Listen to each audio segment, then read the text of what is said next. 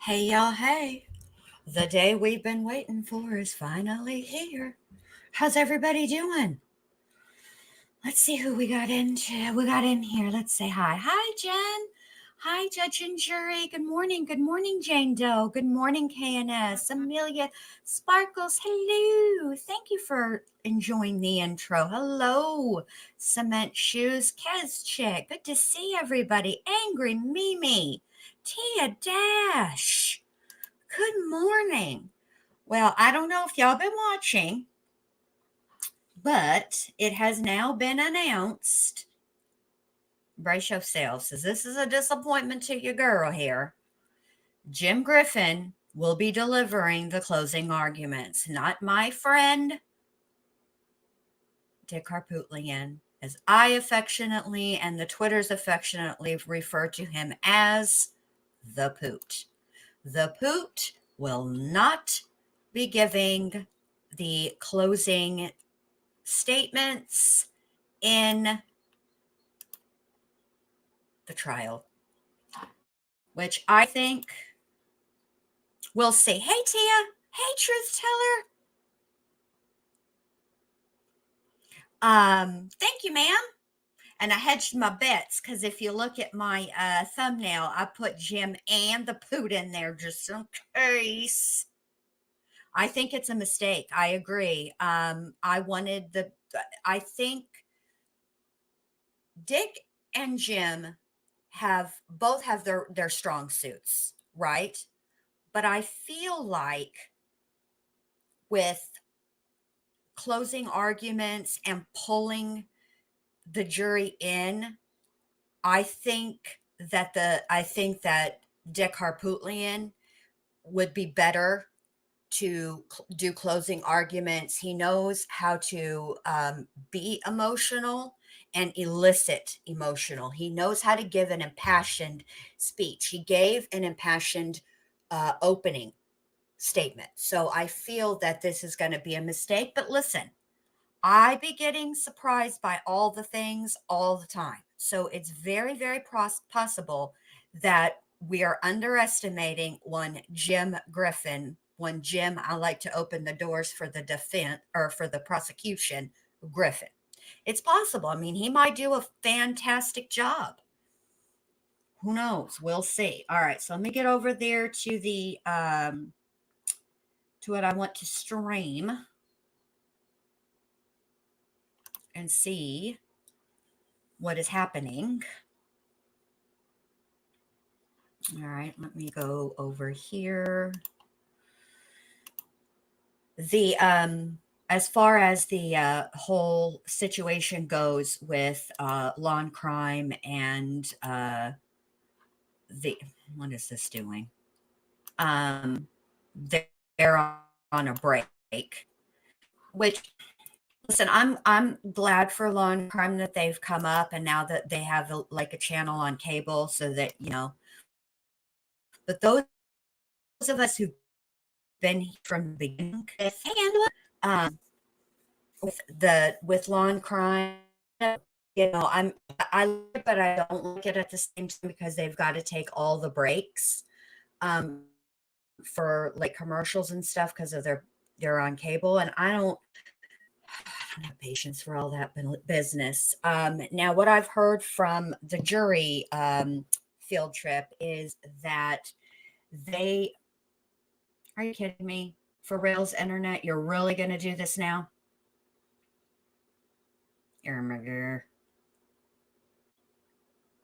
I'm just going to wait.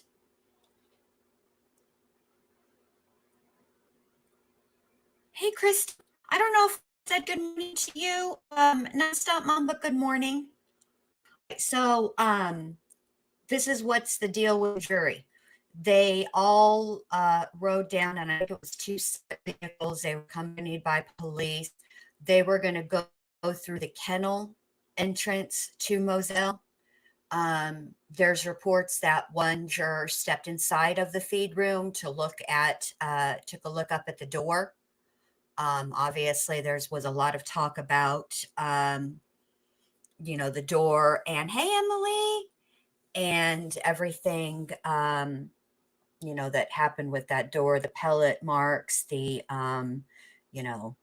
spray. We're going to leave it at that because I don't want to get too graphic. I don't want to get too graphic at this time of the day. It's not even 11 o'clock yet. It's too early for all that. So they're supposed to be back. They were only going to be given 30 minutes, and everybody was on time. Judge Newman went solo in a separate vehicle, which is good because obviously he wanted to make it very, very clear at the end of the day yesterday that nobody was to speak at all. And the only reason he was going down to Moselle or up, whichever direction it is, I don't know, is to ensure that things go smoothly and correctly. So, no, isn't doing closing arguments. It's it's Jim. It's Jim. Which is kind of a disappointment. But listen, I think Jim is well aware of the stakes. I think that he is well aware of the potential reasonable doubt that he and he is probably going to be listening very, very, very intently to the state's closing arguments and actually, I know it's a little wackadoo. I know it's the internet and there's nothing I can do. Hold a second. While we wait for my internet to stop acting foolish, let's.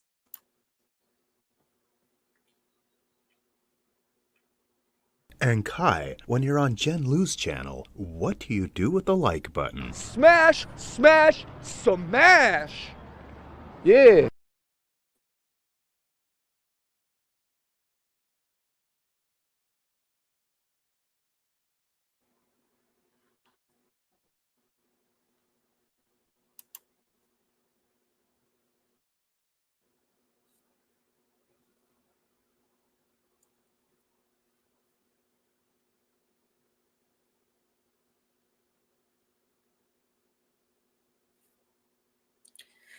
All right, so clearly it's going to be one of those days.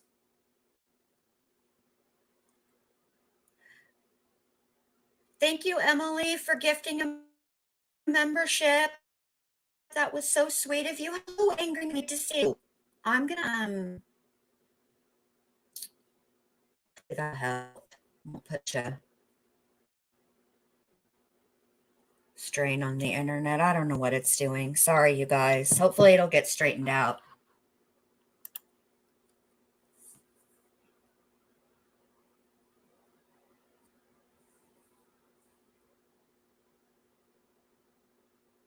It's funny. You can like it.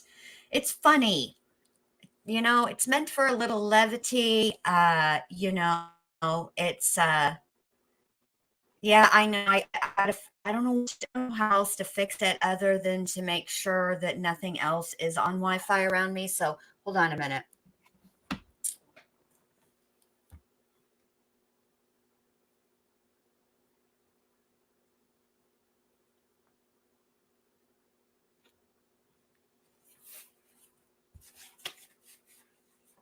All right, that should do it. Everything is off. There's no like Wi-Fi or anything going on right now. Let's see what Gigi has to say. Hang on a second.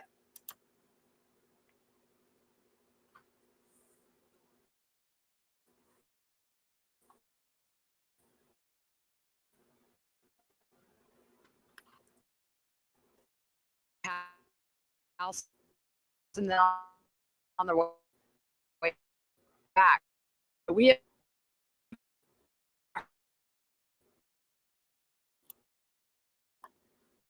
but definitely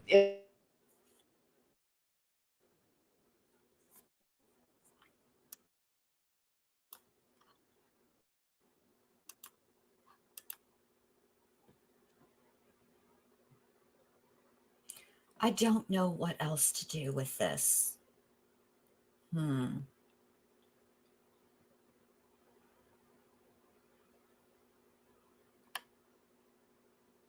Normally, this is not a problem, and I don't know what's going on with Fios, but it's driving me nuts. Okay, Emily, no biggie. Thank you for being here.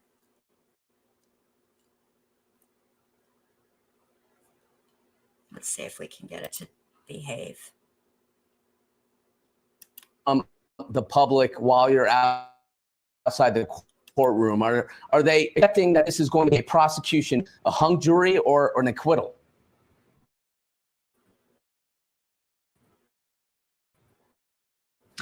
Most people really have said they just, it's either going to be.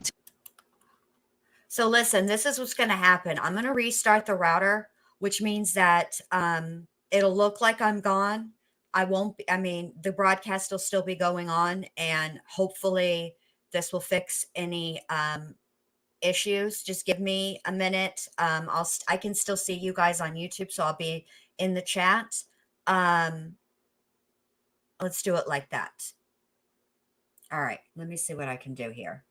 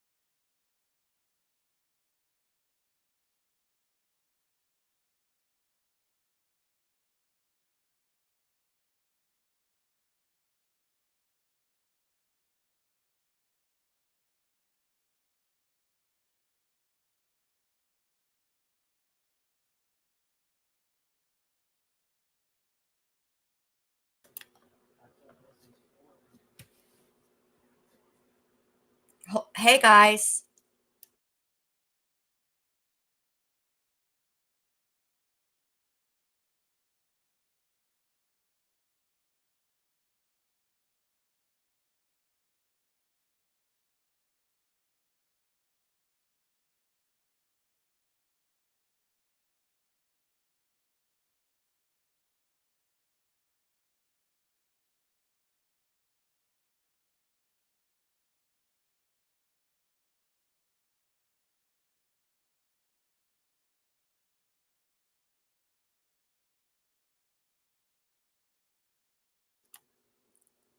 I have the IT guy on it. My son is working it out for me. Hopefully, we get it straightened out. Let me go to law and crime because this is how we'll be able to test whether things are going like they should be. All right, here we go. All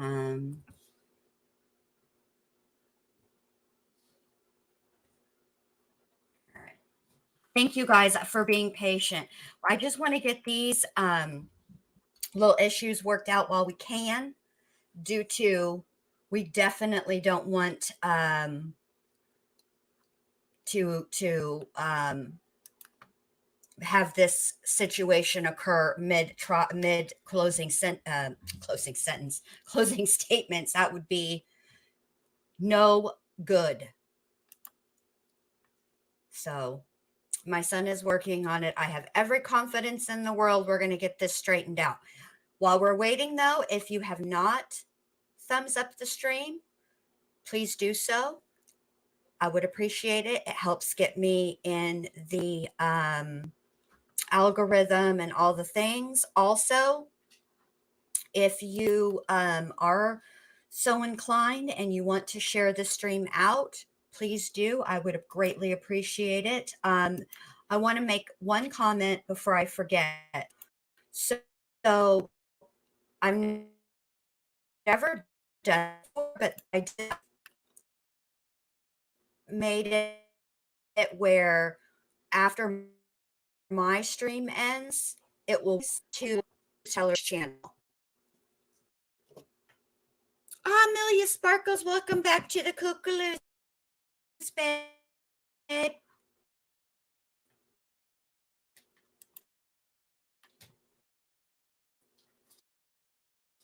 So there it goes. It's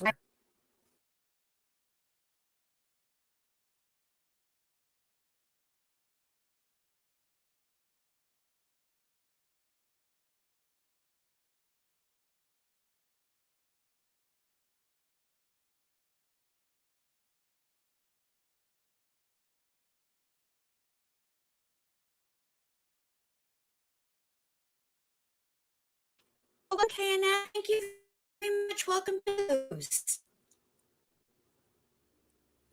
Don't worry, they're not a trial, or they're not. The Jersey Law and Crime is on a break, and so we're not really missing anything. We're just kind of looking at, and everything is going to be just fine.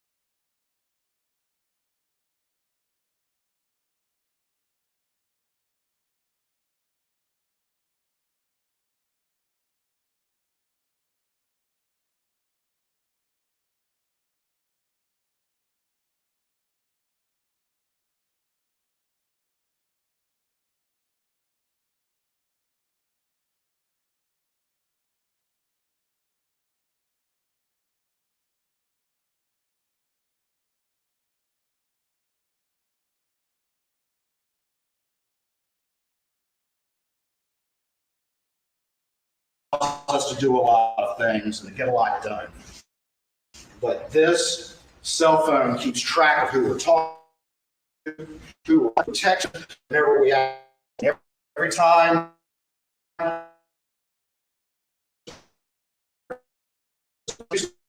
apps, you can even get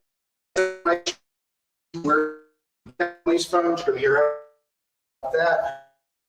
You're going to hear that. Call and love you as well. So allow me to check this and these other on a particular day and what they were, who they were in with. That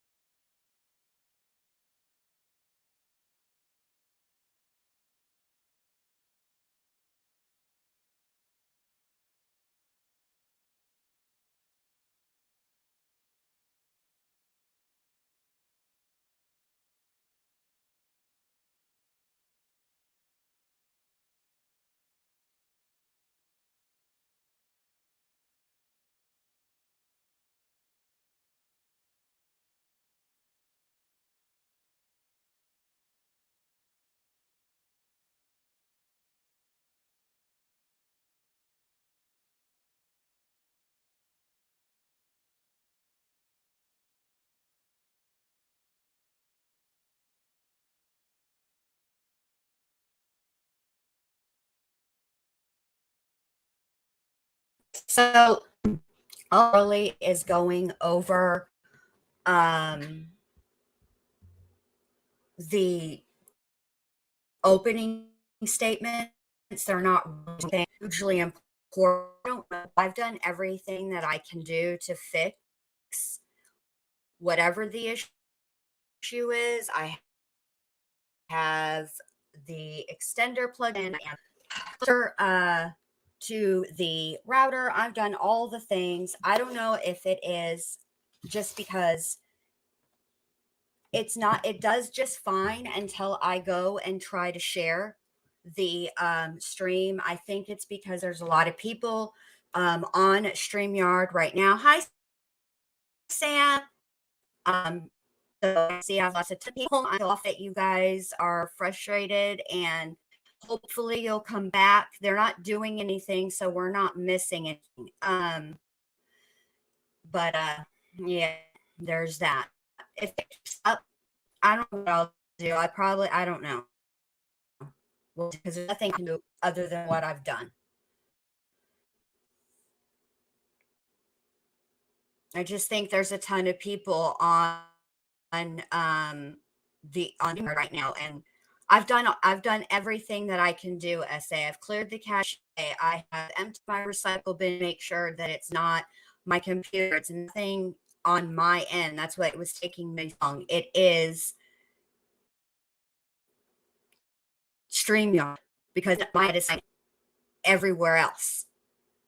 So because I was watching YouTube all morning and nothing you know, I don't know.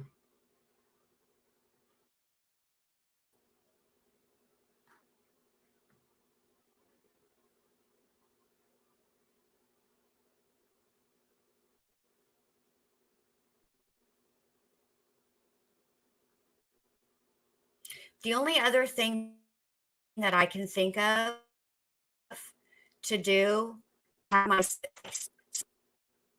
can take my laptop and put it in the living room, which is right by the router, right? And then stream, like do my from my phone. I feel awful.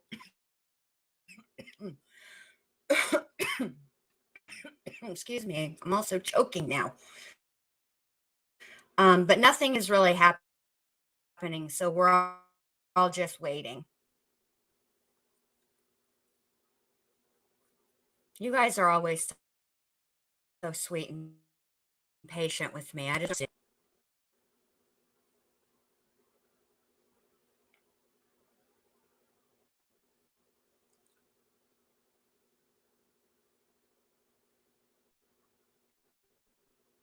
now outside of the let me just see. Hey LFT.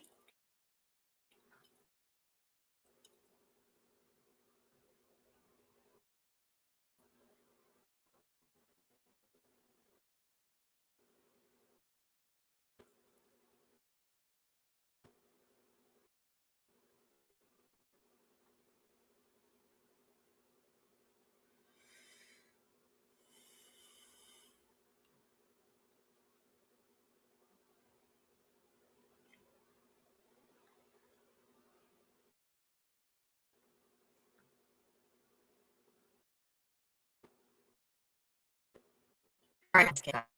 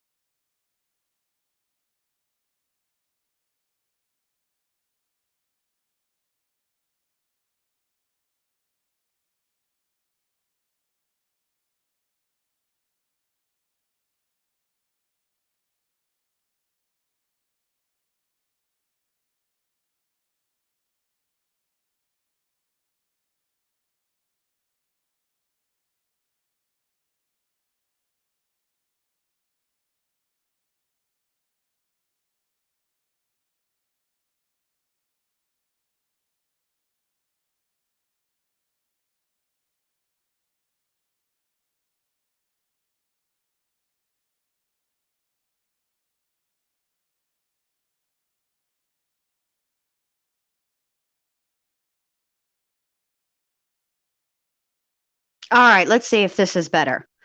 All right, so now, now I got to move the whole project to the living room. Give me just a second, you guys, okay? Sorry about this. They're not doing anything, though. We're not missing anything. Don't worry.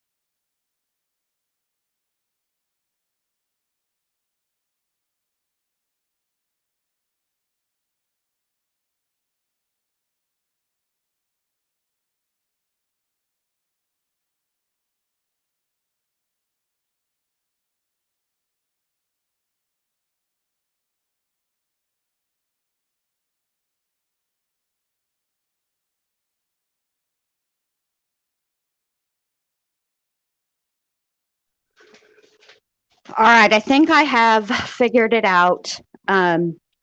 So give me just a second to fix it. This should do it. The only problem is now we're in the living room and we're in unsecured territory, i.e. one Alice June is around, and I feel like she's absolutely positively going to try to step on the laptop, so we'll just have to be careful about that. I have to pay close attention to her because she's a whole maniac. LFT, you don't have to drop Law and Crimes link, babe. That's not required for me to use their stream. First of all, I'm behind, and second of all, I am there. That's better. All right, and I'm using it under fair use, so we should be fine. But thank you. Alice Alice is never good, you guys. Come on, yeah, you know her. She is a whole maniac all the days. All right, now this should work. All right. There we go. Oh, this is way better. I like this. See, now I'm on my phone and I can go have a cig that I feel like I've earned due to the stressful nature of streaming. Yeah, come on, maniac. Hi, Rescue Mom. Alice is a cat. She would be the mascot of the ward case studies. She's a whole maniac. She's out of control. She doesn't listen, and she's the boss of me. No, get back, Loretta. We're not all going outside. This is not a whole class field trip. Well, I guess we are. Go on. There we go. Let me just sit my butt down and have a cig. She's the worst. And then Mac has decided, she is adorable. I love her to death. I do. But she just never gives any Fs.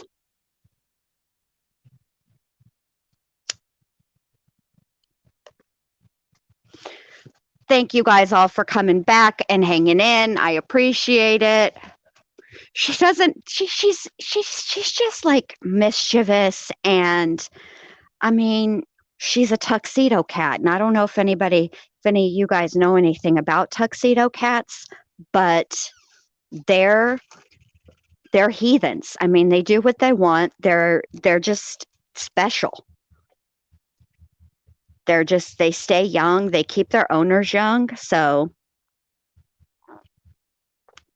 yeah, these are my coworkers, and I'm not going to lie. It's a hostile work environment sometimes, for sure.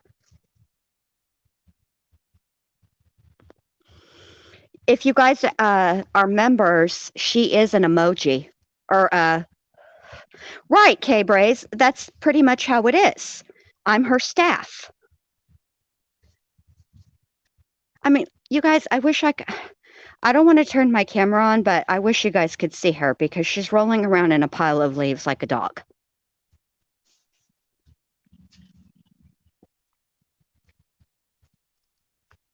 She's just a nut.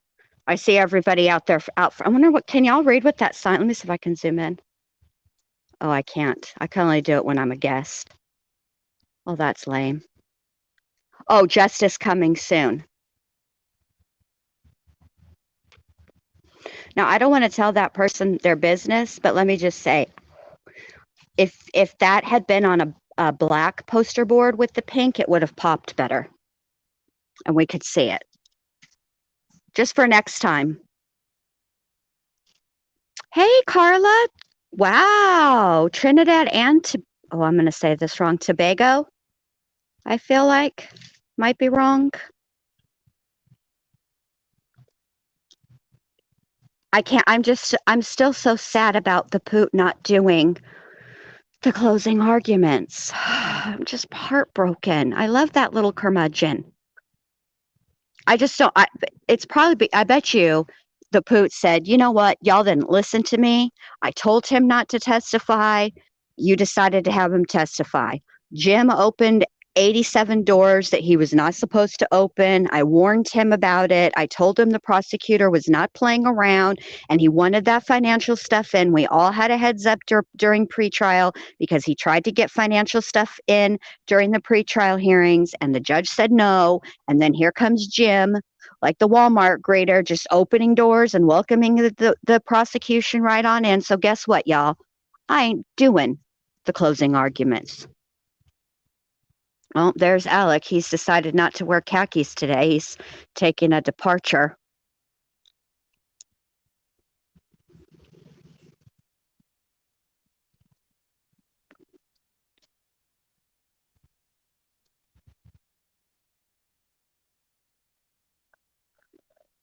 Oh my gosh. Yes, yes. You should do it. Carla, come on. I accept Poot just the way that he is. Does he do things that he probably shouldn't do? Sure. Does he get spicy and go after people on the stand like Ronnie Crosby when really I think he was stressed out and perhaps, frustrated in other situations? Comments relative to cell phone data and placement are going to come back to bite them. Again, I hold that that's prosecution's strongest bit of evidence, and that you have to couple that with what prosecution did with financial crime. Remember, they were setting the table for this. Imran, the idea that he was being deceptive all the way along. All right, hang on. I got to wrangle these cats. A lot of people made much of this, and it did get a bit tedious. I think they went quite long in that line. However, they're trying to establish that he is dishonest. And then you go back to the narrative that he has put forward relative to placement. His time there, we have his voice. And that's going to be a very hard hill for them to climb, to get past. The other stuff that we've discussed relative to scene, security, collection of evidence, and that sort of thing, that's going to be an additive, I think, if they, kind of hone in on that. And he didn't really address that in opening. That's something that's kind of, bubbled up over this period of time. I'm wondering if that's having an effect. You made that comment about, had they proven their case beyond a reasonable doubt? I think going in, many people felt like that they were going to be able to. I think some questions have arisen, though, and that could play in. Yeah. And I have Matt back with us. So, Matt, I definitely want to get your perspective on the defense opening statement that we saw there. All right. So, because I don't want to have to talk over these guys, I think it's rude. It's just easier to mute them. Max says, I'm very worried that one juror will not see how Alec could have carried 2 guns, but I personally think this guy is capable of anything. See, I think what it is, in my opinion, I'm worried about that too. I'm worried that it's going to be a hung jury. But what I also think is possible is that because of the mistakes in handling the crime scene with from the very beginning, and that was with the sheriff's office. I think that Carla, I still use your Amber Heard poop cookie. I use it for my peen overlay when I drop the link in chat, just in case, So I use it for my overlay. I still be using that thing. Of course I do. But anyway, because it was mishandled from jump, I actually think that had they looked more closely and really paid attention and swabbed for evidence off of that golf cart or the side-by-side or whatever it is that he drove to get down to the dog kennels and back to the house. I think if they would have checked that out better, I think that's the missing link. I think that's the key. I think that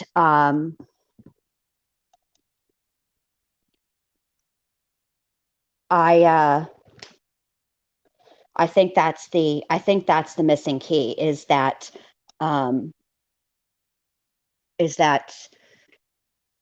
side by side or golf cart or whatever it's called, because it's been called a couple of different things, but that's what I think that's what we're missing as far as like the timeline goes and all that. That's what I think. And I think if they would have looked at that and tried to took that into evidence,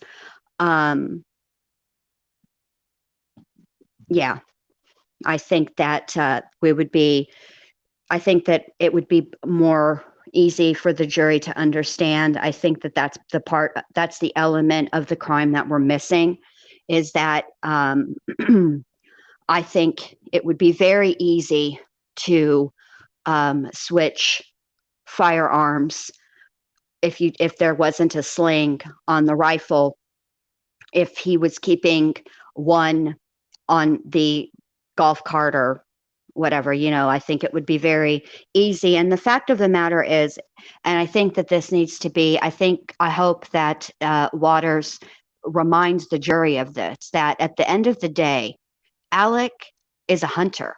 He is proficient in firearms and would be able to pull this off. I don't think that same thing with I'm not sure, Angela. See, that's part of the problem, and that goes into what I was saying earlier about the way that the sheriff's office and then eventually SLED handled this. And I learned yesterday through the rebuttal case and on cross that the Colleton County Sheriff's Department, the reason that SLED was called in the first place is because the Colleton County Sheriff's Department recused themselves from investigating this because of their connection with the Murdaugh family. So I've learned a lot. So I think that speaks to the connections that this family, especially Alec, had in that city, in that area. I mean, it's for a whole law enforcement agency to recuse themselves from investigating a crime is big. And I think that, you know, the fact of the matter is, the way that it works is that SLED is an assisting agency. So when all of this went down, obviously Colleton County Sheriff's Department, they were the first people, as far as law enforcement goes, to arrive on the scene. And then they called SLED. And in between the time of them arriving on the scene and SLED arriving on scene, a whole lot of other people that were not part of, that shouldn't have been allowed up there, were allowed up there, and they were milling around. It's not even like they were contained, like they were kept back from the kennel area, you know, and had to stay like on that road or the that driveway. They none of that even happened. They were just allowed to, you know, wander around all willy-nilly. And it was incredibly irresponsible, and they didn't preserve the crime scene. And I think that if he is completely acquitted, even if the jury is hung, either way, if it's anything other than he found guilty, then, you know, people are going to be pointing the fingers squarely at the Colleton County Sheriff's Department and SLED. And even though they recuse themselves, that doesn't recuse them from the way that they handled the scene from the beginning. And that is who handled the scene in the beginning.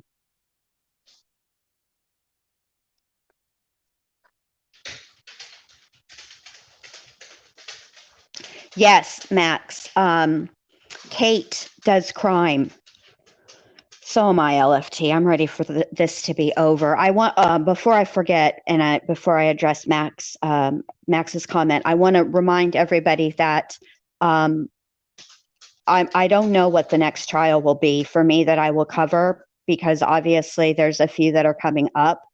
I know that the one that I'm most anxious to cover is the Sarah Boone case, and that is coming in April. I just checked today. Hey, MK, I just checked today to make sure that I hadn't heard incorrectly or see if there was an update, but there hasn't been. It's the last court date that she had, I believe, was January 16th, I think it was. And so as of this moment, her trial isn't scheduled to start until sometime in April. And let's see. So yes, Max, Kate Does Crime had brought that up, and she showed a picture of exactly what you're talking about. And yeah, I can't wait for Sarah Boone either. I can't wait, because she's going to use, this is what took so much time. This is why there was a delay. So, because she was supposed to start in February. So what had happened was, she was supposed to have, Florida requires an in-person meeting with your attorney and with your defense attorney. And so she was supposed to have one, but what happened was he had gotten the vid. And so he could not meet her in person prior to the last, the last check-in, right? When they talk about, are they prepared for trial?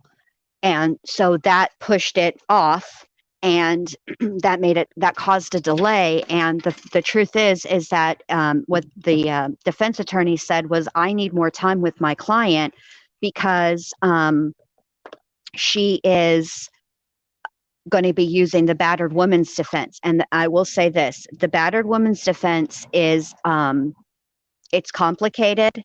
And I don't know necessarily if Sarah Boone has all the elements necessary to prove a battered woman's defense. But we'll see. But that's what I hear she's going with. So we'll see. Then we have Leticia Stout. And what I'm hearing from that is there will not be video, but there will be audio. I gotta follow up on that and get that confirmed, but I believe she's the next trial. Actually, I think she is actually before Sarah Boone. So I'll cover that trial. And then of course, in April is the Vallow Daybell trial. Now, they just had a hearing last week, and the judge was not prepared at that time to make a decision.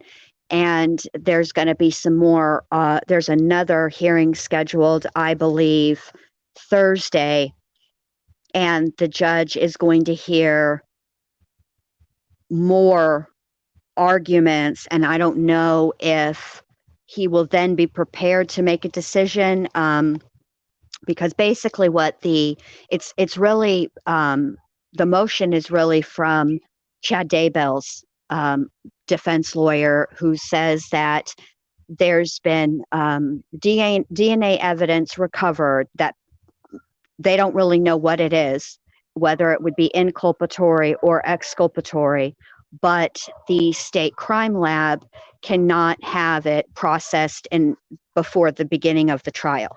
So the state said, all right, well, we'll look around and we'll find a private lab to do the testing.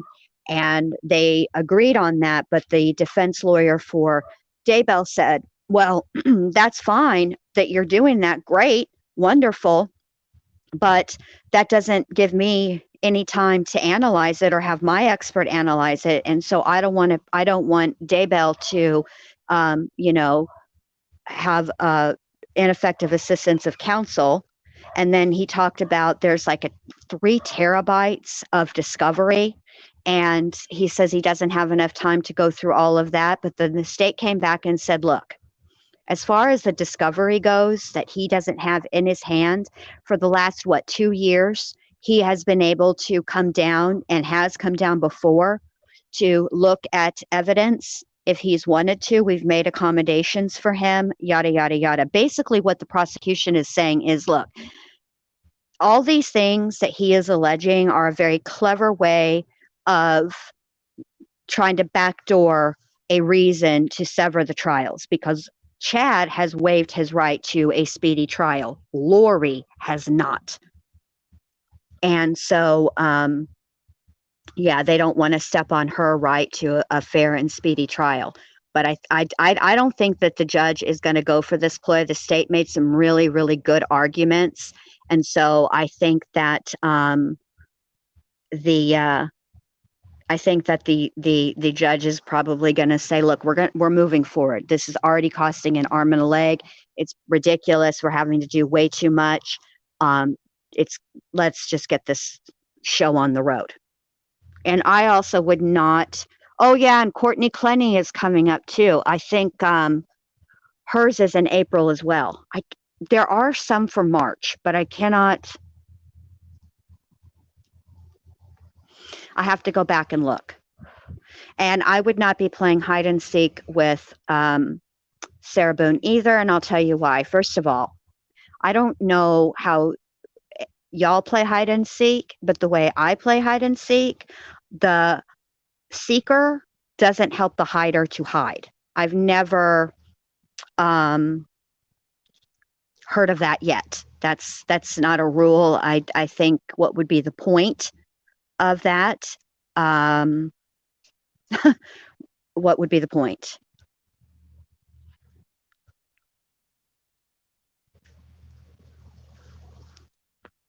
Oh, this is interesting. We have to believe it was a strategy for the defense to really focus on Paul and push how bad he got it and mostly stay away from Maggie, right? She was stalked and gunned down and shot in the back of the head. I mean, you are 100% correct. Whoever wrote this on Twitter, 100% correct, because they really have stayed away from really talking about Maggie's injuries. The primary focus has been on Paul. And it does make you wonder who was, it really looks like they were both. Somebody was mad at both of them. And yeah. See, that's what I think. I think it was one of those things that sounded like a good idea when you're inebriated. And then because of whatever was going through Sarah's mind, I mean, there is audio of her. Well, there's a video also. But we didn't get to see that as much in the interrogation room. We mainly only heard what she's saying in that video that she took, where she's taunting him and, telling him, oh, you don't like it? Well, this is how I feel when you cheat on me, which is interesting because she uses, if she's going for the battered woman's defense, it's been a minute, I'll have to review, but I don't remember her really saying much about the alleged physical abuse. So that'll be interesting to see as far as how that goes. What else was I going to say?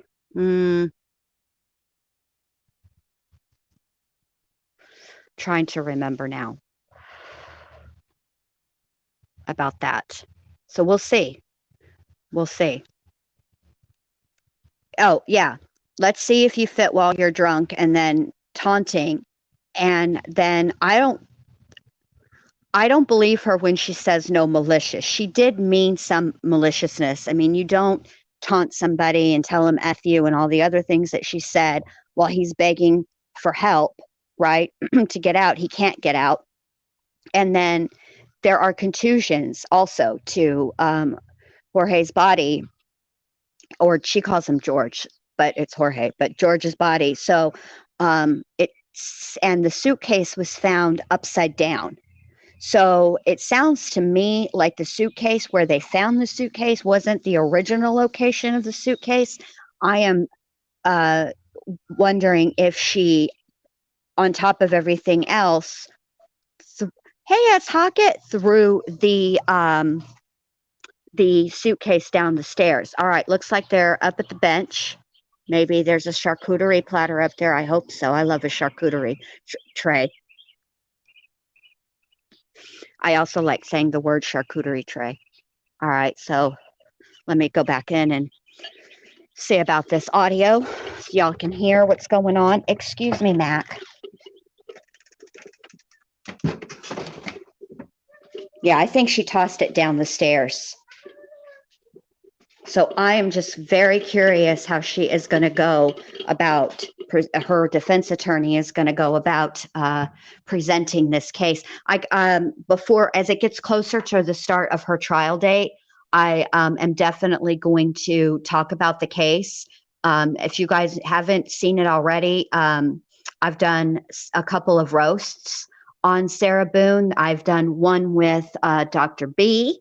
I've done one with Christine G. That's me from Criminality. So that should, if you guys want to have some laughs but then I plan to actually go through the case and discuss it, seriously and all that. I've got to also remember to upload the no malicious clip that I have so I can play that frequently. But yeah, I'm going to go over that way more deeply and seriously as we get closer to the start of her trial, because I want to refresh everybody, or if they need refreshing, or introduce it to you guys if you need introducing. But in the meantime, the roasts are there. I'm still putting together the first part of the video for Stephen Smith. I had no idea how this Murdaugh trial would just really take over my life. I'm glad that it has in the best way, because I've met so many really, really cool people. All of you guys have been so great. I've had the support of some really great creators, LFT and Tia from Decipher, Teresa from Criminality, Truth Teller, Brittany J, and Mallory. This has been one of those really like crazy trials that just comes along every so often. So I'm glad it's brought our true crime community. I think it's brought our true crime community together in a really great way. I mean, obviously, it's unfortunate the circumstances, but for me, I feel like it has shown that the true crime community can work together. And I've had so much fun being on everybody's panels and having them on mine to discuss this case. And tomorrow night, I'm going to do the second part of the behavior panel. I have to make some adjustments to the thumbnail because according to StreamYard and to the YouTubes, the file is too large. It's just barely over. So I know what to do, and I'll fix it, and I'll have that scheduled. So that'll be fun. What else? What else? Let me think. I think that's it for now. I've just had a really, this has just been just a fascinating trial to watch. It's been a very, very long time since I've covered a trial that we're down to the closing arguments, and so many people still are really undecided as to whether or not the state proved guilt in this case. It's been a long time since this. Oh, thank you, TWC. I appreciate that very much. Well, Charlie, nothing in this case has been short. The judge has not put a time limit on how long the closing arguments can be. The only thing that he's done with respect to the closing arguments is tell the sides they cannot split up the closing argument. So they got to pick one person to do it, and that's that. So that's really the only thing. It has had a ton of twists and turns and rabbit holes, and but I do think, as far as like learning about trials and understanding the court process, this has been a really good one, because we've seen a ton of things that we haven't really come across in other trials that I've covered, because it's pretty much been, for lack of a better word, you get what you pay for. And they have, Alec has spent a lot of money on this defense team. And so we're seeing what that does. So hang on just a sec.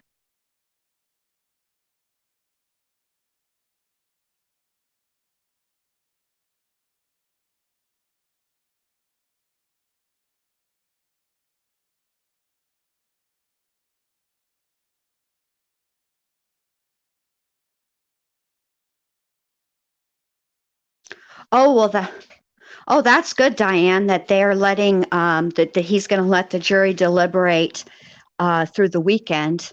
That's great.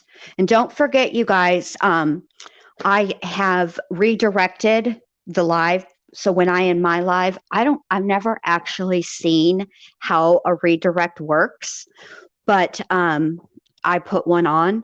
So it will automatically, I mean, you still have to go to the channel, I think. I just want to see what it looks like, but it will automatically redirect the you guys to Truth Tellers Live, because she's going to cover the defense's closing arguments. So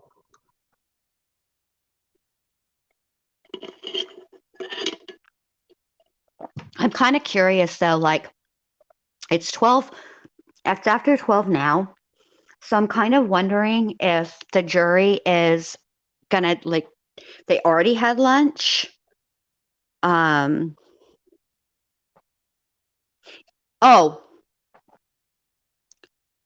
yes, Charlie, it bothers me because um, the truth of the matter is, I was looking at my shirt today, and when I was going out this morning for my coffee, I had my tablet in one hand and I had my coffee sort of close to me. And I guess I walked a little too fast and I sloshed and I got a little tiny drop of coffee. And I didn't notice it until I went into the bathroom, to brush my teeth and stuff. And there it was. So I find it very difficult to believe that he would be able to touch Maggie and Paul in an effort to check. I don't know yet, Angela. I don't know if they're in the courtroom yet. I find it very difficult to believe that he was, touching Maggie and Paul in any meaningful type of way in order to check for their pulse. I find that and not have anything on him. Just his fingertips doesn't make any sense. And the truth of the matter is that he has admitted to moving Paul. He said he had him by the belt loop. He said, that was later, but he tried to turn him over and the phone popped out and then he put the phone back, but there's no touch DNA from anybody, including Paul, on that phone, which that is troubling to me. Yeah, I mean, hey, Crystal, good to see you, babe. I didn't think he would do that either. Truth teller, but maybe he feels like if they want to, they can. I don't think he's gonna make them. I'm sure we'll find out. I'm sure there'll be some type of announcement or whatever. But yeah, I feel like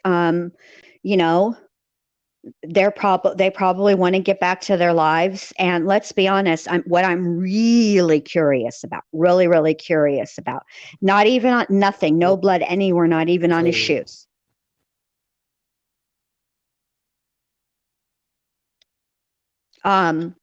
But what I'm really curious about is after the verdict is in, the judge will tell the jurors that they are allowed to speak to the media if they want to, but they don't have to. Oh, thank you, Rescue Mom. Welcome. I can't see on StreamYard what membership you're part of, but welcome. Thank you. We're glad to have you so much. Welcome to the ward. I'm very, very, very curious as to if they're going to give interviews. Very curious.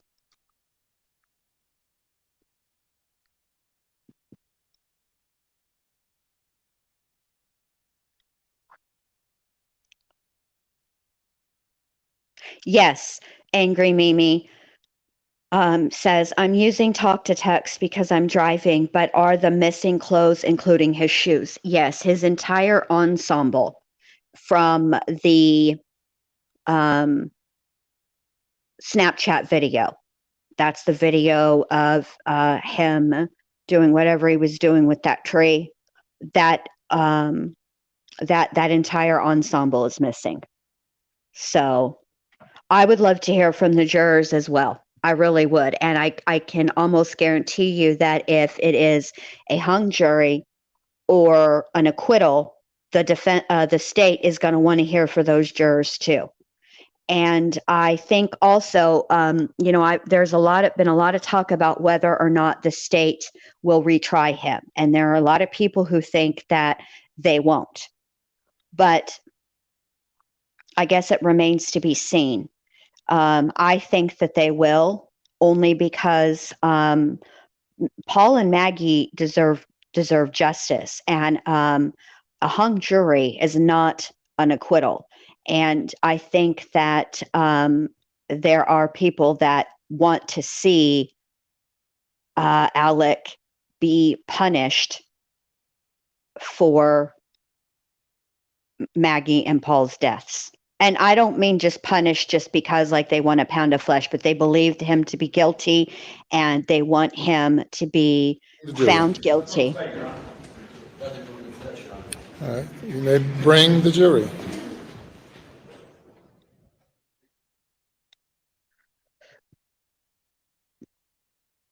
Oh, yes, LFT, LFT. I had and have had so much fun on Truth Teller's panel and having Truth Teller on mine, because there are points about this trial that she and I agree with each other on, but then there are parts where we don't, and debating it back and forth and talking about it has been, I've thoroughly enjoyed it. It has been so much fun.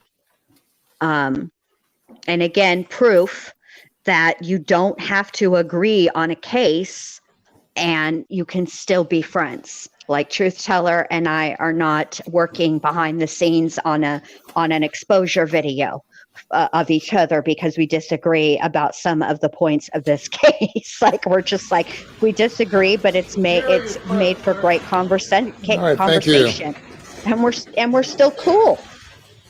I love it.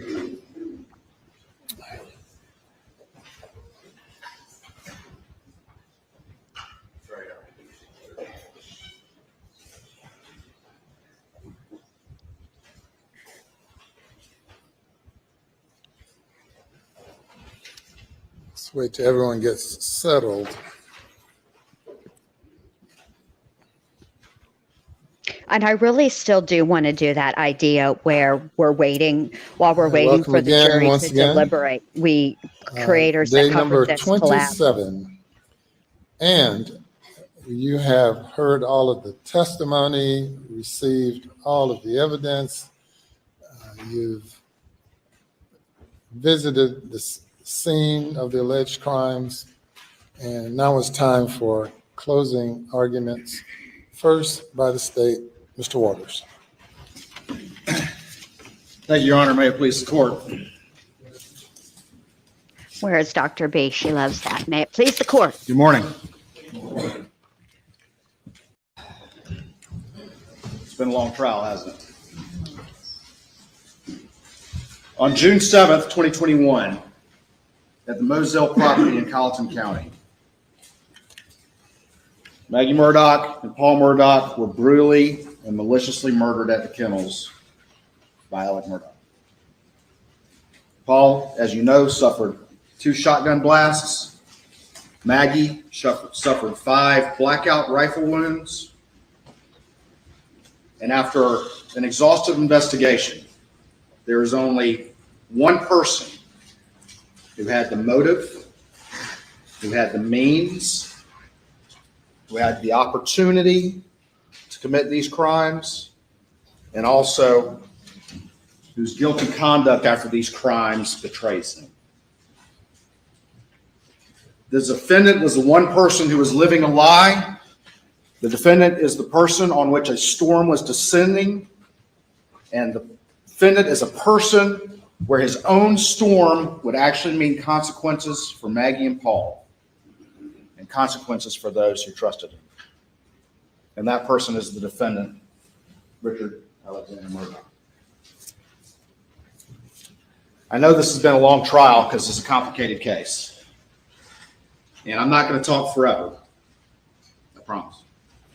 But I am going to try to distill this down for you. And the first thing I want to do is set the stage. And to set the stage, we have to understand a little bit about Alec Murdaugh and who he was and who he is. He was a person of singular prominence and respect in this community.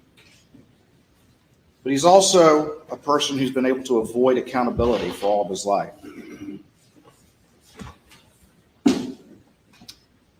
While he was outwardly giving the illusion of wealth and a very lucrative law practice, some bad land deals and that sort of thing, exacerbated by the economic recession, led to some financial problems. And then he had some big cases in the early 2011, 2012. And all his partners, and you've heard testimony to this, thought that that had taken care of things. You've heard cases like the Thomas case and the Pinckney case and the Plyler case and the Badger case. But the evidence that you've heard shows that the defendant became so addicted and so dependent on a velocity of money that millions of dollars in legal fees that he was receiving was not enough. And so he started to steal. And how did he steal? He stole by billing personal expenses to the firm. He stole by stealing from his own family. You heard the testimony about the check he stole from his brother Randy. But then the main ways were two schemes that he developed. And the first one was to get checks made out from the client trust account to Palmetto State Bank, to fast talk the staff and fast talk the clients with those disbursements, and then take it to Palmetto State Bank, where his buddy Russell Lafitte would convert those and use those to pay personal expenses. And each time, until the end, it worked because the client was also getting a big check. And they were walking out of there thinking that everything had been fine when it was not. But then in 2015, he opened up the fake Forge account. And then all he had to do was get disbursements paid out to the Forge account. And once he did that, he would convert those to his personal use. And to do that, though, he also had to fast talk staff and fast talk clients. And that scheme continued up until everything fell apart in the end. The other thing you have to understand is during this time when he's earning millions of dollars and stealing millions of dollars, he's also borrowing millions of dollars from wherever he can. The bank, his law partners, his father, and it still wasn't enough. And this slow burn was continuing and continuing until the boat crash happened in February of 2019. And that changed everything. That set in motion things that were going to happen because of the criminal charges related to that case, as well as the civil charges related to that case. And in the aftermath of the boat case, things changed. The pace of his stealing increased. In fact, that's when he stole the money from Tony Satterfield that you heard from. Ultimately stole about $4.5 million between the Satterfields and others. And unlike other cases, Tony Satterfield, who was the son of his longtime housekeeper, he took all of the money, took every bit of it. And that was coming to a head as we move into the spring of 2021, because there had been some publicity, and you heard from Tony Satterfield that he was, the defendant reached out in the spring of 2021 because there had been publicity and saying, hey, I'm still working on the case. Everything's fine. I'm still working on the case. It's good. But the reality is the defendant didn't have that money to pay it back. And he had one saving grace, because as you've heard, they don't get paid until the end of the year. And his saving grace was the Ferris case, which they tried in December. They get the verdict and get paid in March. And that's when he convinces Chris Wilson to send those $792,000 of fees to him. But the problem is that only lasted for about 2 months. $792,000 only lasted for about 2 months. And then he's running out of money again. Meanwhile, you've heard in the boat case that Mark Tinsley was seeking to get a large personal recovery from Alec Murdaugh of $10 million because he thought, as many people did, that he was wealthy and had a lot of money. And when they said he didn't, he filed a motion to compel. And you've heard testimony about whether or not that had been granted, but it doesn't change the fact that that's what Mark Tinsley was seeking to do. And that boat case hearing had been scheduled for June 10th.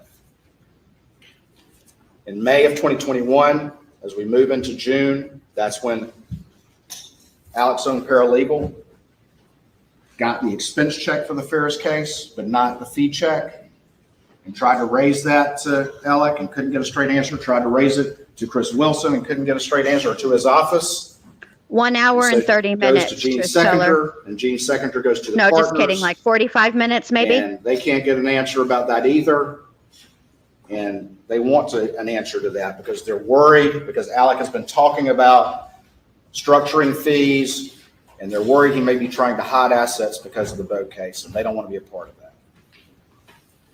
All of these things are coming to a head, and his finances are falling apart. And you heard from the banker there. You heard where his finances were at on June 7th, 2021. And you saw what happened in the wake of that. Within a short period of time, he was negative $347,000. On June 7th, 2021, he was in the office.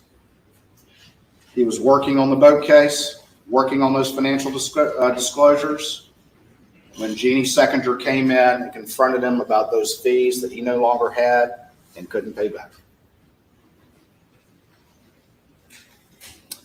And on June 7th, 2021, and he tells this to Jeannie Seconder, his father, Randolph, is having a very difficult time. And while they might have said it was some positive news, the reality is that he was very, very sick. And he had always been someone that the defendant could go to, that he could borrow money from. And so that pressure is happening as well. And on June 7th, 2021, as all these pressures were mounting, the defendant killed Maggie and Paul. And how do we know that? We're going to talk in detail about that. But the timeline puts him there. The forensic timeline puts him there. The use of his family weapons corroborates that.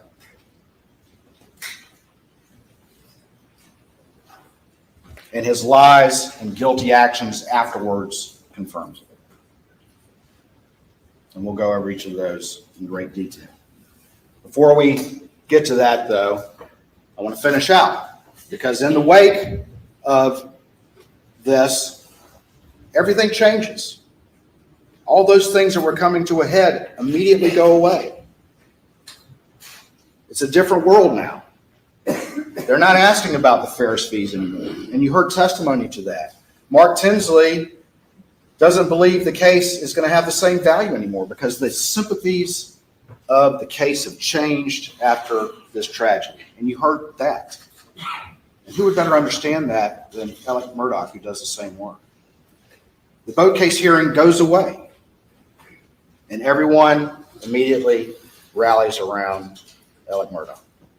And it worked, because it allowed him to borrow $250,000 from Johnny Parker, his law partner, who of course wouldn't have loaned him that money if he knew what Alec was up to, and allowed him to go to Palmetto State Bank and get $350,000 in an off-the-books loan that hadn't even been applied for, and to send that money to Chris Wilson and convince Chris Wilson to pay another $192,000 of his own money, and to send an email to the firm that everything was okay.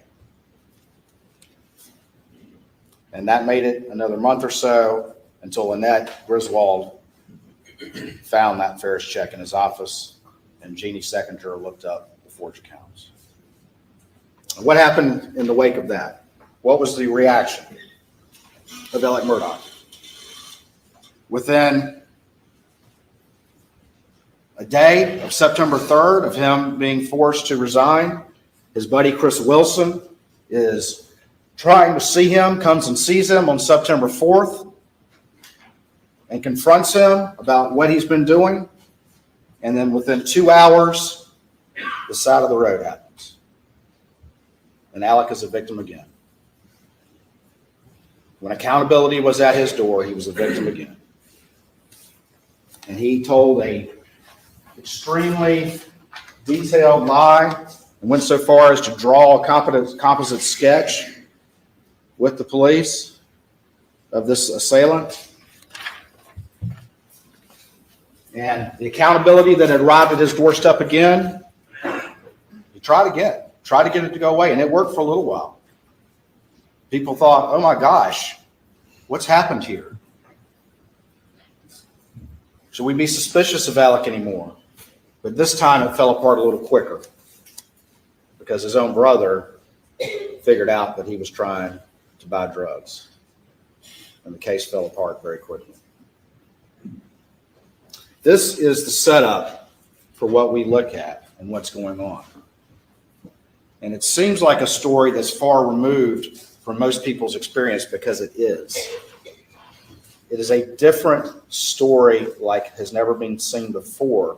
But the reason is that he is a different man than the kind of stories that we've seen before. This is a different set of circumstances than we've seen before. And it's certainly easy to understand when you have a middle-aged man who's outwardly successful, who has a strong family legacy, who has a prominence in the community and a reputation, but is living a lie. Is living a lie. And that leads to and can lead to those pressures being overwhelming and actions like this happening. Husbands have been killing wives, unfortunately, for years, and husbands killing sons goes back as far as King Herod, probably further. When those pressures mount and someone becomes a family annihilator.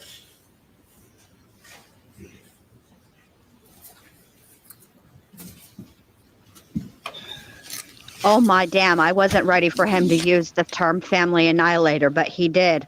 Woo! Now the computer input, please.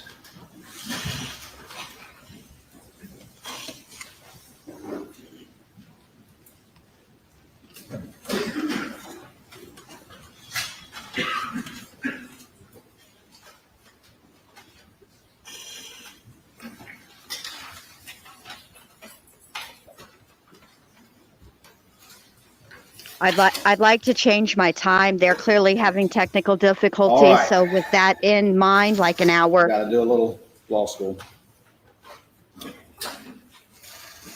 I'm certainly not a professor, but we need to go through a few of the concepts here. And one of the most important concepts is the fundamental role, one of the fundamental roles while y'all are here. As the judge has told you, he's the judge of the law, but y'all are the judge of the facts. And what does judge of the facts mean? Well, a big part of that is that you determine credibility. You determine which witnesses you want to rely on or not rely on. You can rely on a part of a witness's testimony, all of a witness's testimony, one against many, many against one. It's up to each one of you individually to make that determinations and decisions, and then to collectively discuss those into a group decision. But credibility is important. Is it believable? Is what somebody's telling you believable? And there's many things you can consider in credibility, but a few of those are the demeanor of the witness on the witness stand, whether the witness has a reason to be biased, whether the testimony of the witness was contradicted on one hand or supported or corroborated on another, whether the witness has been dishonest in the past. And again, you can believe witnesses all against one against others, and you can believe portions of a witness's testimony as you see fit. Same thing goes for experts. Expert is a legal determination that allows them to give an opinion. Just because someone's qualified as an expert doesn't mean that you have to accept their opinion. You can judge that based on your assessment of the credibility and the relevance and the believability of that testimony. There's nothing I appreciate different that, about Will that B. when someone's an expert. You guys are great. I'm so lucky to have such wonderful supporters. You guys Beyond a are reasonable doubt. I awesome. talked about this at the beginning of the case. And it's our burden. It's a burden we welcome. It's how this system works, that we have to prove the guilt beyond a reasonable doubt. And what is a reasonable doubt? A reasonable doubt is a doubt that makes a reasonable, honest, sincere juror hesitate to act. It's proof that a reasonable person would not hesitate to rely on in their affairs. But a reasonable doubt is not and leaves you firmly convinced of the guilt of the defendant, but it doesn't have to overcome every possible doubt. It doesn't have to overcome every possible doubt.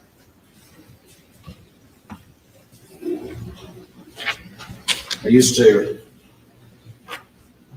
try a case against a defense attorney and he would pull up a picture or something. Right here, I have the Mona Lisa. And he would tear off a piece like that and say, ladies and gentlemen, that's reasonable doubt.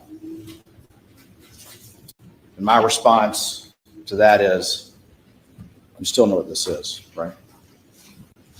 You still know what it is. And that's reasonable doubt, okay? If you still know what it is and you're firmly convinced, then it's your duty under the oath that you've taken as the law, as the judge will give you the law to convict the defendant. Direct and circumstantial.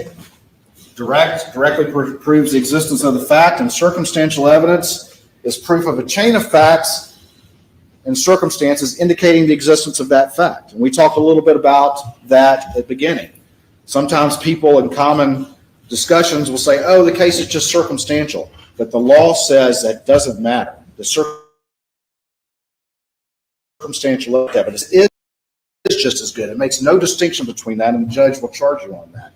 There's no greater degree of certainty required of circumstantial evidence than of direct evidence. The circumstances must be consistent with each other and when taken together point conclusively to the guilt of the defendant. And I gave you all an illustration at the beginning. I'm not going to redo the whole thing, but about being inside. And you go outside and it starts raining, and you know it's raining, okay, because you got direct evidence, you're getting wet. But if you go inside and you're in a closed room and all of a sudden it gets dark and you hear thunder and you hear the wind rustling and you hear the rain coming down on top of the roof, and then after an hour or so you go outside and the sun's shining, but there's limbs all down in the yard and it's wet as far as the eye can see, and there are puddles in the yard and puddles in the driveway. Is there any reasonable doubt what happened, that it rained? Now, again, I'll say it again. Supposedly, I guess somebody could have sprayed the whole neighborhood with a hose and blown a fan to blow the wind down, or blow the limbs down, simulate wind, but that's not a reasonable doubt, ladies and gentlemen. Circumstantial evidence can be just as strong as direct evidence. It is just as strong. The law makes no distinction just because it's circumstantial. All right, let's talk about murder. Murder is the willful killing of someone with malice aforethought. It's the unlawful and willful killing of any person by one with malice aforethought. The crime of murder is really, as far as the elements go, fairly simple. The operative terms here, the most important terms, are malice, which is the mental state that the person must have, and aforethought. But let's talk about those. What exactly do they mean? Malice, and it could be any of these. It can be the hatred, ill will, or hostility towards another, but it also can be the intentional doing of a wrongful act with an intent to inflict an injury under the circumstances that the law would infer an evil intent. It could be a general malignant recklessness of the lives and safety of others. It could be a wicked or depraved spirit intent on doing wrong. It could be using firearms, shotgun in a blackout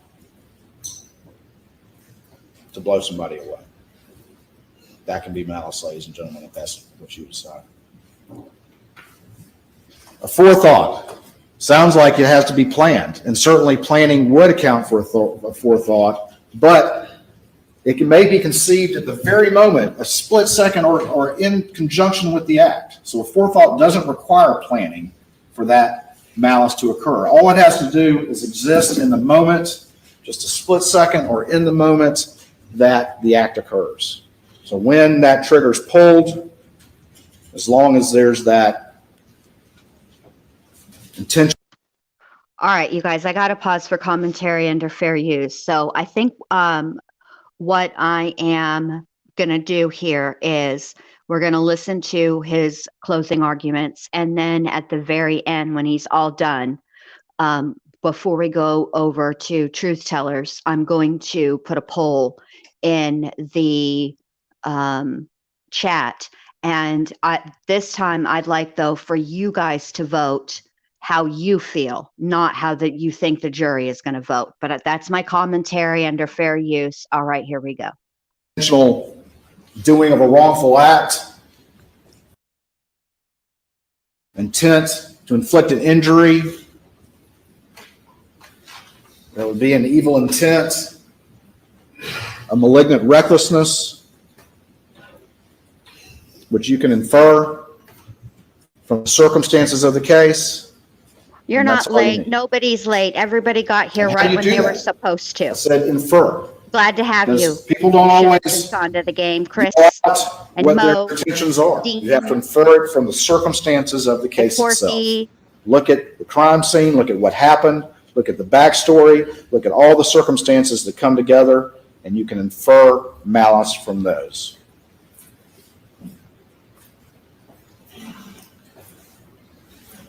Last little bit of law school.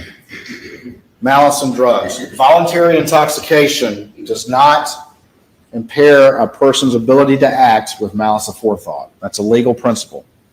If you voluntarily get intoxicated, it is not a defense to a crime, and it does not negate the malicious nature of that crime. If one voluntarily intoxicates themselves, they are just as responsible for their actions as when they are not intoxicated. And the judge, again, take what the law comes from the judge, but this is a legal principle that you will hear. Voluntary intoxication is not a defense to a crime. And why does the law say that? Well, you can't take whatever it is and deny responsibility for what you've done under the Well, law. that's disappointing. All right? That's bad news. Yeah, take notes, Sarah Boone. You can't just be like, I was turned and played a really messed up game of hide and seek, and boom.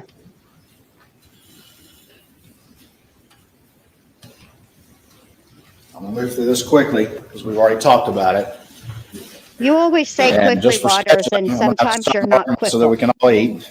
But I'll give you all a chance to get away from this for a little bit. But I'm going to go ahead and go through some of this that we just talked about, but very quickly.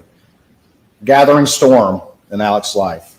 We talked about the family legacy. You heard of how important that was to him and how important that was to this family and how it was in danger because of the boat case. The criminal charges as well as the civil charges. That legacy was in danger. And it was threatening also to expose him for who he really was, which would totally destroy his part of that legacy.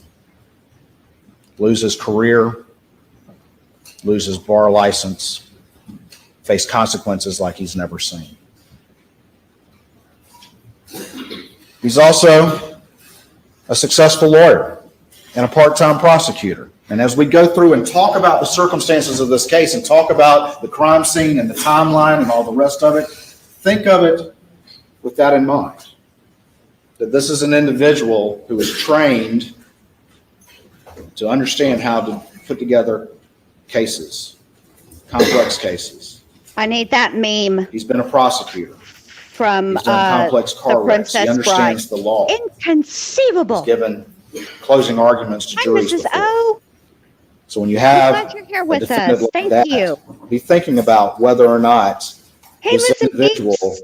is constructing defenses and constructing alibis.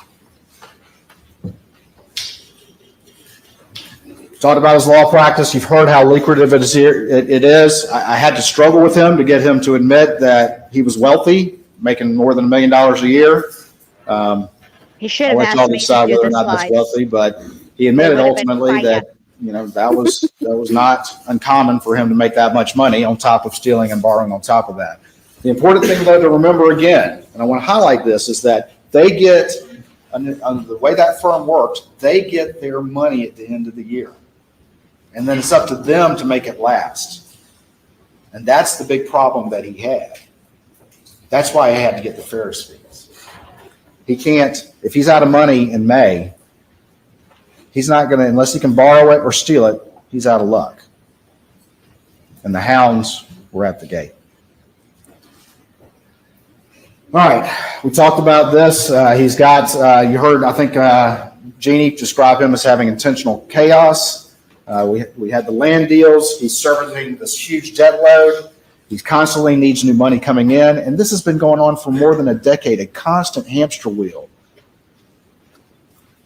You sure right The about stress that, and the Lollipop. pressure of that would be extreme because it's been going on for so long, always having to stay one step ahead of the game, always having to beg, literally beg, borrow, or steal for over a decade to have the truth from being exposed. That's been going on all that time. The big cases, his partners think he's straightened it out and paid off his debts, but he hadn't. He's getting paid millions of dollars, but he's stealing on top of that. It's not enough to keep that hamster wheel going. So he borrows and he steals. The methods I mentioned, you got the PSB checks, you got the fake forge, You're right about you got that. fake business expenses, running the firm card, You're sure right. Hot coffee. Good and to from his see you. family Welcome in. and his law partners.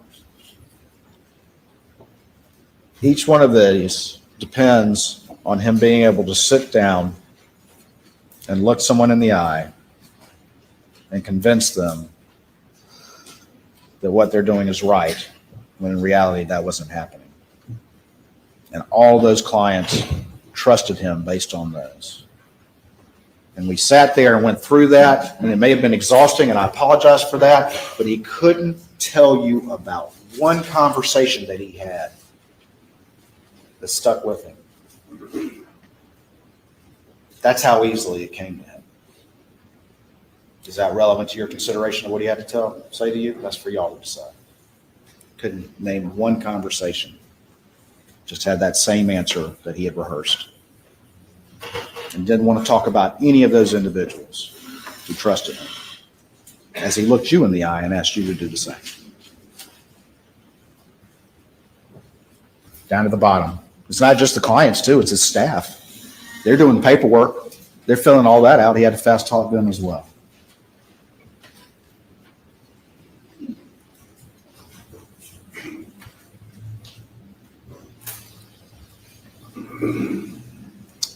Alex's situation, I think, is akin to a Ponzi. And a Ponzi's kind of like a pyramid scheme where it depends on new money coming in to pay old investors. And it works. It'll work for a long time as long as you can keep that money coming in. But the second you can't, the second that you're out of options, it crashes and burns. That's how every Ponzi crashes and burns. And that's the situation fundamentally his finances were like. And that's the situation that was arriving in June of 2021 when he was at the scene with the victims minutes before they died and lied to everyone who would listen about it. A gathering storm. The boat case, other factors that were arising, each one leading to that inevitable day of reckoning. You had the trial lawyers conference where he was confronted. Mark Tinsley was confronted by Alec. Alec, of course, denied it. Everybody's lying on Alec. Alec's telling you the truth, even though everyone who knew him had no idea who he was. Everyone. No one knew who he really was. The people who came in here and said, we thought this about him, not a single person knew who he really was. That's how convincing he is. But he denies this confrontation. When Mark Tinsley was like, he bows up on Mark Tinsley. He's like, what you doing, man, about the boat case? And Mark says, you're going to have to pay money to the Beach family. Millions of dollars. Paying 5, 6, 7, 8. Alec doesn't have that. He's barely one step ahead of the game at this point. Yeah, he is broke. We got it. Please, for the love of Pete, get down to the Insurance evidence coverage of the anymore. murders. Or at least Come not on. a big umbrella policy. And why? Because his insurance company dropped him after the Satterfield case. Insurance company thinks the money went to the Satterfield boys, but it didn't. They don't know that he's stolen it all, but they don't want to insure him anymore. So he doesn't have that to help him pay the Beach case. And so what's the one hope he has? And that's the Ferris case. And it's tried, and we get a verdict in February of 2021, $792,000. And eventually, he tells Chris Wilson, I'm going to structure those, which is a lie, and gets the fees sent to him in March. And is spent in 2 months. But the boat case isn't going away. Mark says, show us your books if you're telling me you're broke. I think his testimony was, they said that he could probably cobble together $1 million, which I guess that's broke for him, but it wasn't enough. And so they refuse, and that's what leads to the motion to compel. And there's been a lot of argument about, oh, is that going to be granted or not? Or the judge have granted it? What we do know is that Mark Tinsley said that's what he was seeking to do. And he was seeking to do it because he had been told by the defense that he didn't have money. So he's like, prove it. None of us believe that, knowing what we know about you in this community. Prove it. Well, Alec can't have anybody subpoenaing his financial records because it's all going to be apparent. That forged account is going to open right up. He can't have that happen. It will all end. He'll lose his career. He will lose his livelihood. He will face investigations and consequences like he's been able to avoid his entire life. But if he can just stay one step ahead, just 1 month longer, 1 day longer, then he's never going to have to face that accountability that he has to face.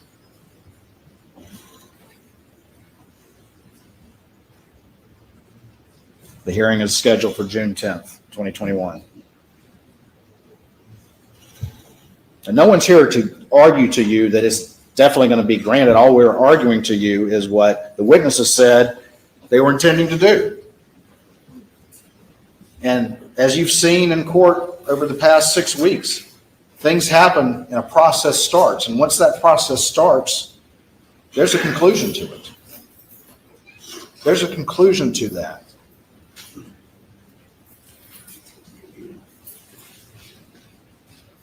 And then you heard from Tony Satterfield, who got up on the stand and talked about the fact that there was some coverage about this case as we move into the spring of 2021. And he hears from Alec, and Alec lies to him and says, yeah, we're hoping to get this case moving. And you saw the text message to that effect when the reality was that it had already been stolen. How's he going to pay that, ladies and gentlemen? That's millions of dollars. It's millions of dollars. And eventually, they're going to figure out that this money's already been paid.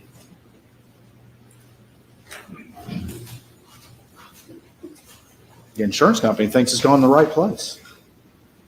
At some point, the question is going to get asked, and that alone is going to break everything apart. Ferris case, this is when his paralegal finds the expense check and not the fee check.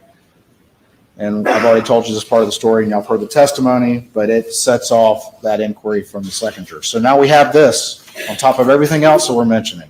This is like nothing he's ever experienced. He's always been able to stay one step ahead of the game. But after the boat case, his appetite's increased greatly. He started stealing millions of dollars, and now he's running out of options, and all these factors are converging. All they're converging. And they're converging on 1 week, 1 day. And that arrives. His father's in the hospital. There's a confrontation with Jeannie.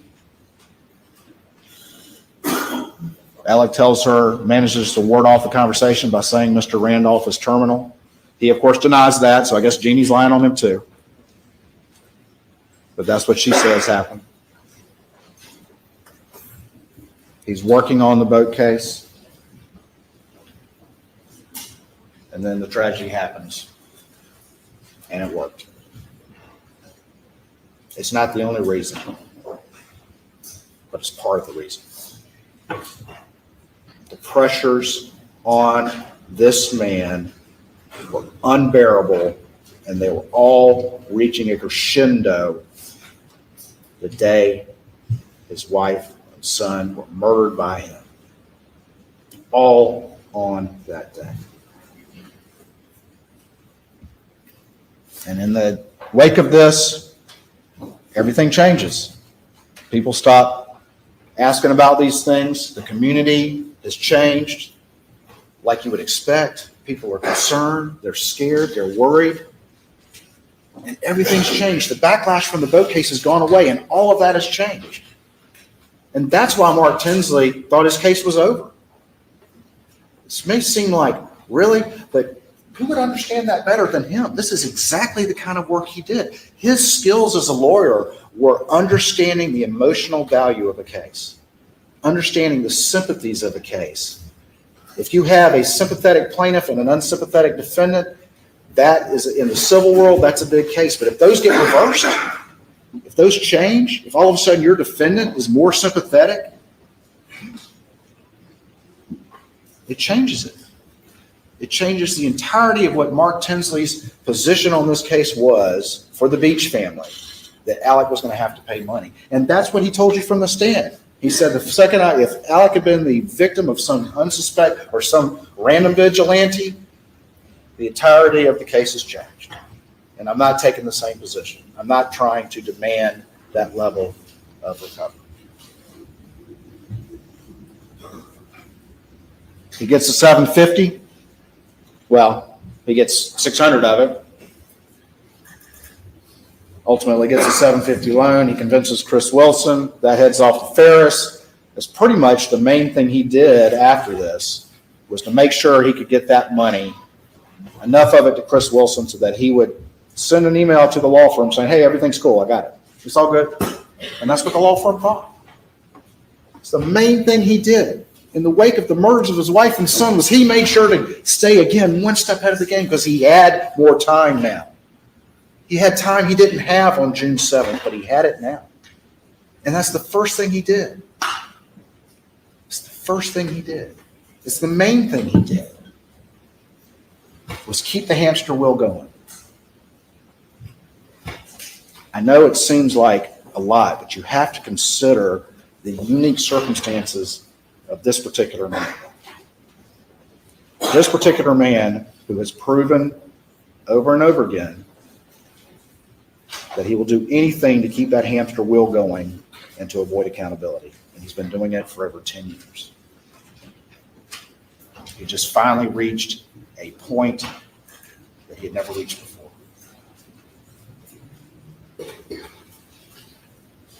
Of course, the hearing on the motion to compel gets canceled. Who would go forward with that in the wake of what's happened? That goes away. It doesn't. I think you heard from the testimony up there, it doesn't get rescheduled till long after everything crashes and burns in September. It doesn't even get rescheduled in the wake of this. You don't have to worry about that either, and the potential that had for exposing who he was. Because the second somebody looks at his accounts, the second his own partner, Danny Henderson, looks at his accounts as in representing him and says, well, let me see him. He can't do that. He can't do that. He can't even show them to his own partner.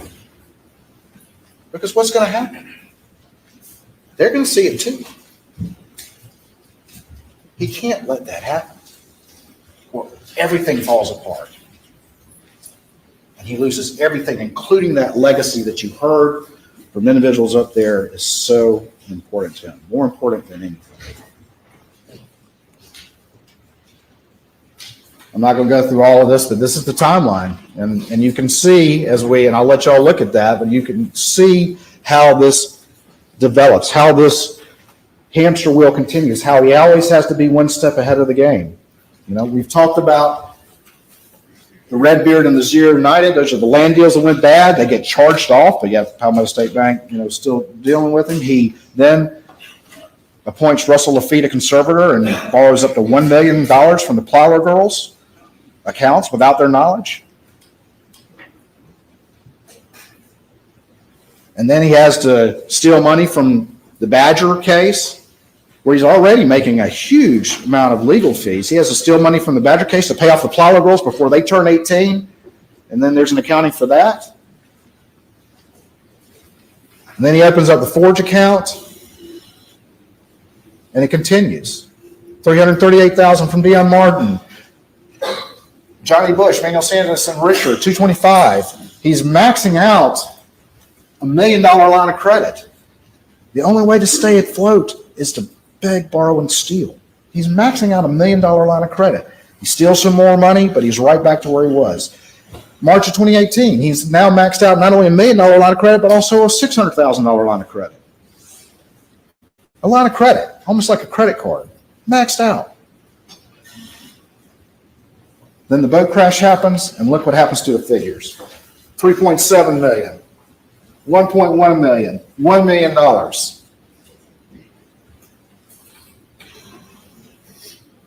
And then you have the double homicide.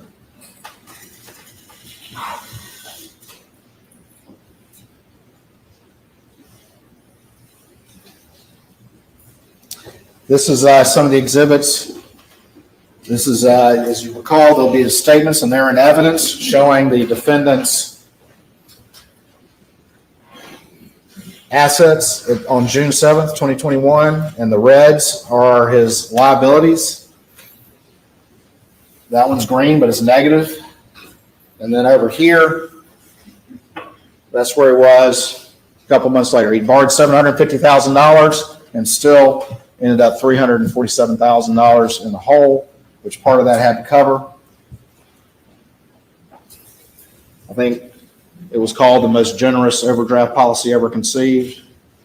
Because, I mean, in fairness, though, he did get a $5 overdraft charge right there. So, anyway. All right, what else do we have? Because we talked about a lot of things about the finances, and I know that there's been a lot of that, but it's really the only way to understand all the things that were affecting this middle-aged, outwardly successful professional man who had all these pressures upon him, like no one had ever seen. Well, we've got the pills. He claims he's had a pill addiction for 20 years. What does he say about that? He says it makes him paranoid. He says it makes him agitated. He says opiates give him energy. Use your common sense about that. But he also says, and he even said this in the telephone interview after the side of the road, that the withdrawals will make you do anything to get rid of them. That's common sense as well. We know how powerful opiates can be and how the addiction of opiates can be extremely powerful. The withdrawals, not being dope sick, can be extremely powerful. But he's also saying he's taking 1,000 milligrams a day. And he's trying to blame all his theft on that. But that's not what these records reflect. They reflect an insatiable desire for money and a hamster wheel that's been going on for a long time. And you don't really see the escalation from his drug dealer until March of 2021. I would ask you also, one of the tenets of juries is common sense. That's what you're here for, is for an individual and then a collective common sense. Common sense, 1,000 milligrams a day, does that sound survivable? He sat there on that stand and told you that's what he was taking. And as we're going to go through this process, we're going to talk about what he said on the stand and how many times on the fly that he looked you in your eyes and didn't tell you the truth. He's very good at it. His own partner said that.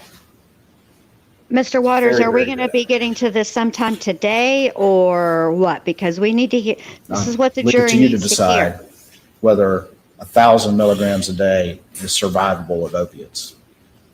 And if it was, that you could still engage in work, have a successful practice, and then on top of that, engage in these complex conspiracies to steal and fool everyone and live a life and have people outwardly think that you're, who you profess to be in public. If you were taking 1,000 milligrams a day, does that make common sense? I submit to you, ladies and gentlemen, it doesn't. I have no doubt that he was taking opiate pills.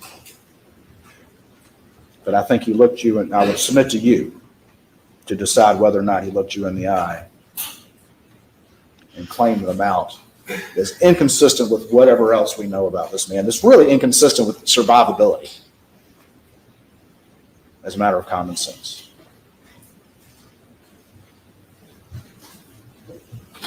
he can never function at the level he's been functioning, keeping up with these pressures, staying one step ahead for over a decade if he was taking that much dope. I would submit to you.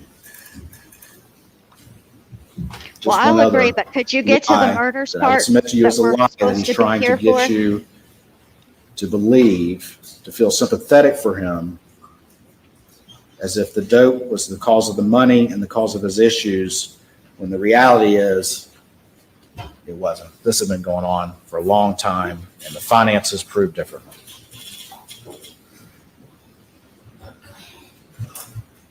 But what else about this? You've seen the interviews. No, We're what gonna else some about clips of these this? interviews, but I'm not going to play them all for you again. You've watched them. But if you have any questions, go back and watch them. He talks about being paranoid. Listen, watch those interviews when he's with Dave Owen. He doesn't look like he's withdrawing from any drugs. His responses are appropriate. He's not in displaying any paranoia. He's smooth. He's focused on the events. He's focused on trying to get information about the case from law enforcement officers, which is interesting in its own right. Why is he so focused on that? And in Savannah, where supposedly he was detoxing, he sat down, as you've heard the testimony, with a composite sketch artist and went through the whole process to come out with this picture, which I swear is not me. How do you do that? How do you do that if you're on that much dope? So why did he tell you that, ladies and gentlemen? Why did he look you in the eye and tell you that as he sat there on that stand trying to explain what was going on?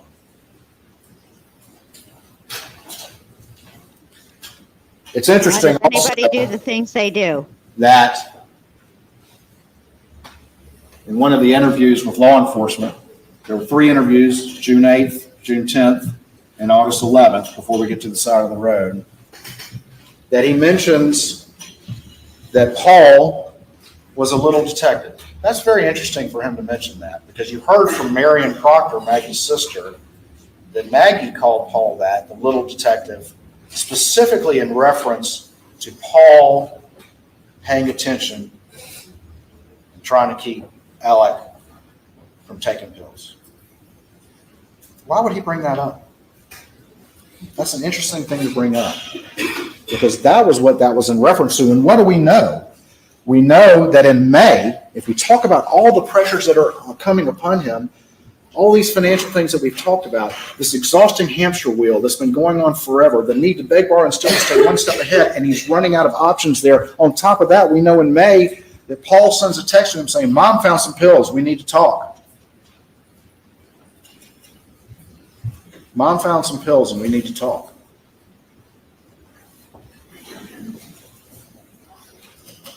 Another pressure from Paul and Maggie on him.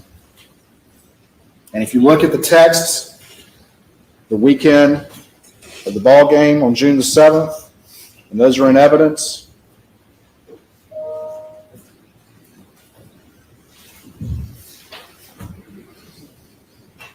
Alec is not at the game. And he's texting back and forth, and Maggie's like, "Don't come if you feel bad." And he's like, "Well, I think I can get a late checkout." And then he's like, "At 1 o'clock, they made me leave."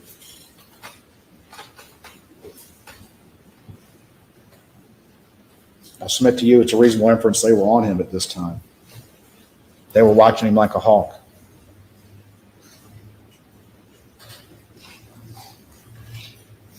Opiates, the most powerful of withdrawals. And everything's coming to a head, including this as well. Run out of money, running out of options, doesn't get paid in any significant way until December, already stole the Ferris fees and spent that money in 2 months, has an expensive pill habit, and accountability and consequences will undo everything in his life, everything that is his self-identity, everything, the only things that he cares about. He doesn't care about lying to his partners and his family and his friends and his clients if it will delay accountability for him. He'll do it in a heartbeat. And all of that is about to be undone. We had a good stopping point. Yes, sir, Your Honor. All right. Ladies and gentlemen, we'll take 1 hour and 15 minutes for Oh my lunch. God, are you kidding Please me? do not discuss the case. This is upsetting to me. How come they didn't stop and get something to eat on the way back from Moselle? Like, that's what I would have done. Come on, we need to speed this up. What do y'all want to do? Y'all think we should chill for an hour and a half or hour and 15 minutes or whatever it is going to be? Or should we just end it and then reconvene over at Truth Tellers? We'll be in recess, 1 hour and 15 minutes. When she goes live, what do y'all want to do? Because I don't know how much more longer I can talk about the case that we've been talking about forever. I just wanted to get to the dadgum closing arguments. I don't appreciate this at all. What do y'all think? What should we do?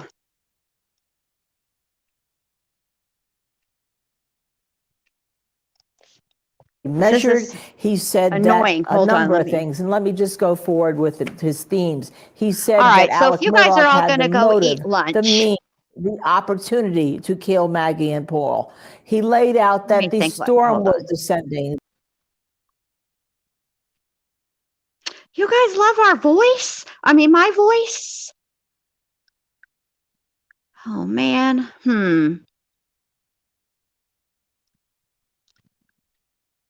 I don't know what to do. I appreciate that you guys love my voice. I can't stand my voice. It drives me absolutely bananas.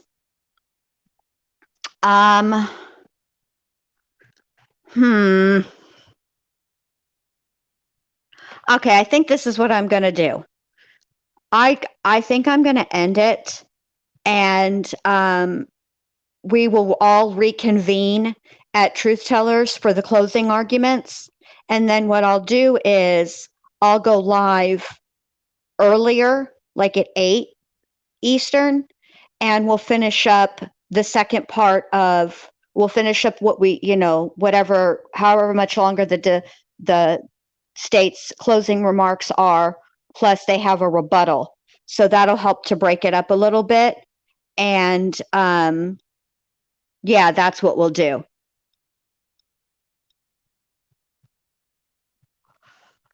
Well, I think we should go and come back. That's what I think. So I think this is what I'm going to do. I'm going to end this live. Truth Tellers as her live scheduled. It'll redirect you guys over there. Make sure you set your notifications for on for when the defense goes. And then tonight we will recap all of it. Yes, that's what we're going to do. All right. Thank you guys so much for being here. Welcome to the new members. Thank you, all of you. Thank you to the mod, obviously the chat. Clearly, we're going to go through 77 more years of lies and financials before we even get to the meat and potatoes of closing arguments and the reason why we're all here, which is the murders. So I'll see you guys over at Truth Tellers in a little bit. All right. Have a great rest of your Wednesday. Mike. Guess what day it is? Hump day. And I'll talk to y'all later. All right. Bye.